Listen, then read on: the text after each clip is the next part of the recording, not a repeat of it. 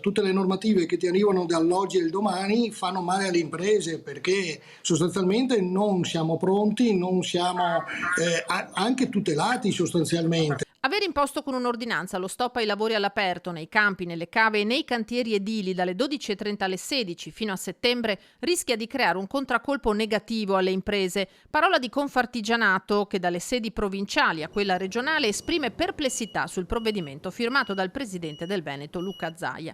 Seppure con tutti i distinguo del caso, devono infatti esserci conclamate condizioni di disagio legate alle alte temperature. Per gli artigiani l'ordinanza rischia di causare rallentamenti e complicazioni nella gestione delle commesse.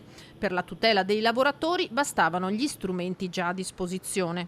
Oltre al buon senso, alle buone pratiche, ci sono già degli strumenti che regolano, diciamo così, la salute nei cantieri e nello specifico questo strumento si chiama DVR, documento valutazione rischi. Quindi era lì che si doveva sostanzialmente agire, naturalmente per tempo, non dall'oggi al domani, e dovevano essere individuati su quel documento quelli che sono i rischi connessi al lavoro nei cantieri, al lavoro al sole, eccetera, eccetera, e bastava sostanzialmente vedere se c'erano degli ulteriori adempimenti che si poteva fare per tutelare ancor più la salute del lavoratore. Nel caso, com'è probabile che il provvedimento per il futuro diventi strutturale, se ne analizzeranno via via le criticità. La tutela del lavoratore è prioritaria, ma deve essere contemporaneamente sostenibile per le imprese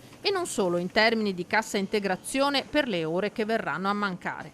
Quello che è tutto che riguarda la contrattualistica, appalti pubblici piuttosto che privati, condizioni e via dicendo dovranno essere regolamentate così come avviene nel caso della pioggia d'inverno. Quindi il governo assieme alla parte datoriale e sindacale dovrà affrontare in modo strutturale questo per regolamentarlo sia nei tempi sia per quello che sono le scadenze quindi e sia per quanto riguarda soprattutto i temi di costi, perché i costi vanno ad aumentare sia per noli che piuttosto per attrezzature. Senza dimenticare che queste ordinanze hanno un effetto anche penale e quindi chi è che ci tutela in questo?